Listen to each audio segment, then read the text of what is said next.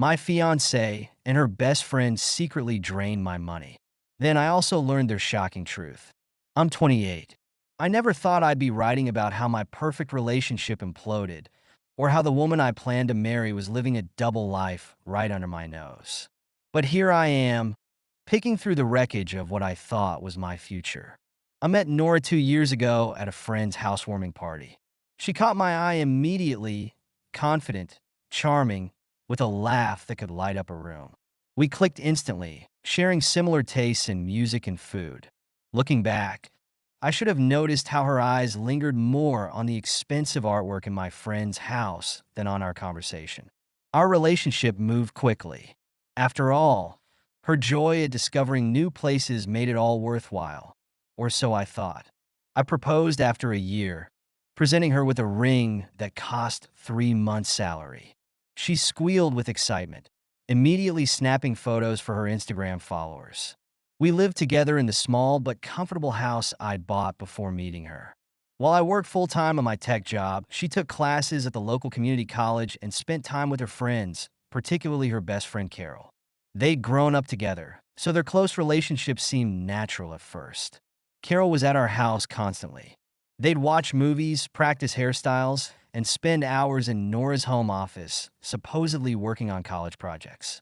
Sometimes I'd hear them giggling behind closed doors, speaking in hushed tones that would abruptly stop when I walked by.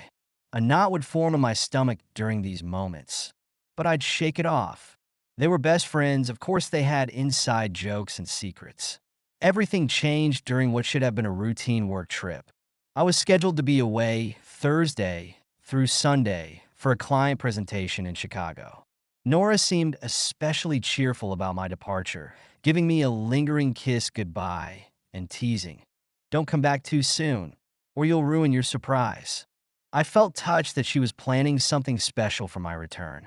The trip ended early when my boss rescheduled our main presentation. By Saturday afternoon, I was free to head home, excited to surprise Nora instead. The 3-hour drive flew by as I imagined her delighted reaction. Maybe we'd order from our favorite Italian place and spend the evening watching that new Netflix series she'd been talking about. I pulled into our driveway around 4 p.m., noticing Carol's blue Honda parked on the street. Nothing unusual there. They were probably having one of their regular movie marathons. I unlocked the front door quietly, planning to surprise them both. The sounds I heard from our living room stopped me cold. There was no mistaking what was happening. I stepped around the corner to find Nora and Carol on our couch, entangled in an intimate act that shattered my entire worldview. The throw pillows I'd bought Nora for Christmas were scattered on the floor, along with various items of clothing. What the hell is going on? My voice sounded strange, almost hollow. Nora shot upright, shock flashing across her face before being replaced by something colder. Carol scrambled to cover herself with a throw blanket, not meeting my eyes. "You're back early," Nora said, her tone dismissive, almost annoyed at the interruption. That casual response hurt worse than catching them in the act. I demanded they get dressed and explain themselves like adults. They hurried to collect their clothes, Carol disappearing into the guest bathroom, while Nora pulled on her shirt with deliberate slowness. "It's not what you think," she started, but even she seemed to realize how ridiculous that sounded given the circumstances. I spent that night in a hotel, my mind racing. The next morning, instead of confronting Nora immediately, I decided to dig deeper. Something about their reaction suggested this wasn't a one-time indiscretion. I called in sick to work and contacted a private investigator recommended by a lawyer friend. The PI, a former police detective named Marcus, took my case seriously. "These situations are rarely as simple as they appear," he told me. "If they were bold enough to meet in your house, there's likely more going on." Over the next week, while pretending everything was normal at home, Marcus built a devastating picture of betrayal. Not only had Nora and Carol been involved for months, but they'd been systematically using my money to fund their relationship. I gave Marcus access to my financial records, and the evidence piled up. Our joint account, which I mainly used for household expenses, showed thousands missing in small withdrawals. I'd been so busy with work that I hadn't noticed the pattern. $200 here, $300 there, always from ATMs near Carol's apartment. The credit card statements told an even worse story. Charges at jewelry stores when I was supposedly Nora's only romantic interest. Weekend getaways booked under Carol's name, but paid for with my card. Expensive dinner reservations for 2 nights Nora claimed to be studying late at the library. Marcus's surveillance photos showed them meeting at high-end restaurants, shopping at boutiques, even checking into hotels, all funded by my income. They created a comfortable double life, using me as their unwitting sponsor. The most damning evidence came from my own home. I'd installed security cameras after a break-in at a neighbor's house, never imagining they'd capture my fiancée's infidelity. The footage showed Carol visiting almost daily when I was at work. They weren't just physically intimate. They openly mocked me, laughing about how oblivious I was. "He's such a sucker," Nora said in one clip, counting out cash from our joint account. "Always working late, never questioning why I need so much for school supplies." Carol's response was equally cruel. "That's why you picked him, right? Good job, nice house, totally clueless." Marcus also uncovered Carol's history of similar schemes.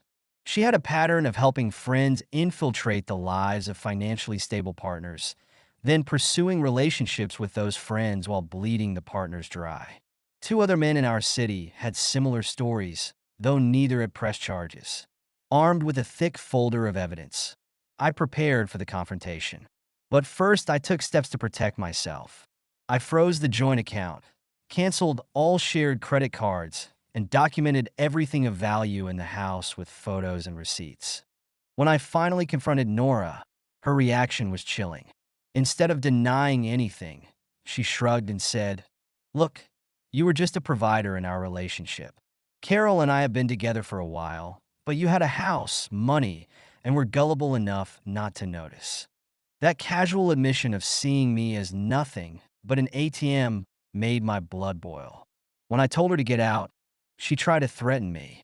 "No one will believe your side," she sneered. "I'll tell everyone you're making this up because you're jealous and controlling."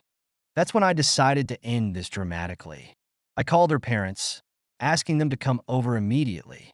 Her father, a retired military officer, and her mother, a high school teacher, had always treated me like family. They deserved to know the truth about their daughter before the wedding invitations went out. While waiting for them to arrive, I set up my laptop with all the evidence, bank statements, credit card bills, PI photos, and security footage. The camera footage was particularly damning, showing not just their physical affair, but conversations about their financial exploitation. Her parents arrived looking worried.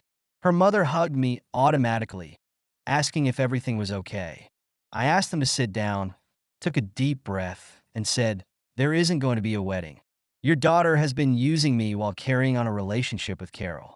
They started to protest. Surely there was some mistake. Nora wasn't like that. They'd raised her better. That's when I started presenting the evidence, piece by piece. The bank statements showing systematic withdrawal of funds. The credit card bills for hotel rooms and expensive gifts. The PI photos of their secret dates. Finally, I played selected clips from the security footage. Her mother gasped at the intimate scenes, but it was the audio that truly devastated them. Hearing their daughter laugh about exploiting me, planning to continue the scheme after the wedding, describing me as nothing but a convenient source of income. The truth was undeniable. I called Nora, telling her to come home immediately. She initially refused, but when I mentioned her parents were present, she agreed. She walked in with her usual confidence, but that crumbled when she saw her father's face. She tried every excuse possible. "It's not what it looks like. The video is misleading. He's manipulating you." But the evidence was too clear. When she realized she couldn't talk her way out, she became vicious, claiming she was entitled to compensation for wasting months pretending to be his fiancée. Her parents were horrified. Her father demanded she pack her things immediately. "We did not raise you to be a con artist," he said, his voice shaking with anger and disappointment. Her mother couldn't even look at her. As Nora packed, alternating between tears and threats, I felt a strange sense of relief. Yes, my relationship was over, my trust shattered, but at least I discovered the truth before the wedding, before children, before our lives were legally entangled. The following weeks were a blur of canceled wedding arrangements and returned gifts. Each task felt like dismantling a life that had never really existed. Nora tried to control the narrative on social media, posting about how I was jealous and controlling, but the truth spread faster than her lies. Her parents insisted on repaying the wedding deposits I'd lost, along with some of the money she'd stolen. I initially refused, but they were adamant. "We bear some responsibility," her father said. "We should have seen something was wrong when she suddenly became so materialistic." I later heard through mutual friends that Nora and Carol had moved in together, but their situation wasn't the romantic victory they'd planned. Without my income supporting their lifestyle, they struggled. Nora's parents cut off their financial support, disgusted by her actions. Carol's pattern of using people had finally caught up with her. Nora sent one final text message that read, "I hope you're proud of what you did to me. You destroyed my life." I waited a day before responding. "No, you destroyed your own life by lying and using people. I simply chose not to be your victim anymore." She never replied. The engagement ring sits in my desk drawer now, a reminder that sometimes the most expensive lessons in life come disguised as relationships. The house feels emptier, but it's a peaceful kind of emptiness. No more questioning glances, no more hushed conversations behind closed doors, no more mysteriously draining bank accounts. Friends ask if I regret hiring the PI, suggesting that sometimes ignorance is bliss. But I know better. The pain of discovering Nora's true nature was nothing compared to the devastation of potentially spending my life with someone who saw me as nothing but a walking ATM. Sometimes I replay that moment of walking in on them, not with regret, but as a reminder to trust my instincts. The signs were there, the excessive spending, the secret giggles, the constant presence of her best friend. Love had made me willfully blind, but at least I opened my eyes before saying I do. The house is mine again now, truly mine. I've repainted the walls, rearranged the furniture, erased the physical reminders of Nora's presence. The security cameras remain, though they now protect against different kinds of threats. And while I'm not ready to date again, I know that when I do, I'll be wiser, more observant, and far less willing to ignore those nagging feelings when something seems off. After all, sometimes the most valuable thing you can save isn't money, it's your self-respect. Thank you so much for listening to my story. If you have any thoughts, I'd love to hear them, so please leave a comment. Don't forget to like and subscribe if you want more stories like this one.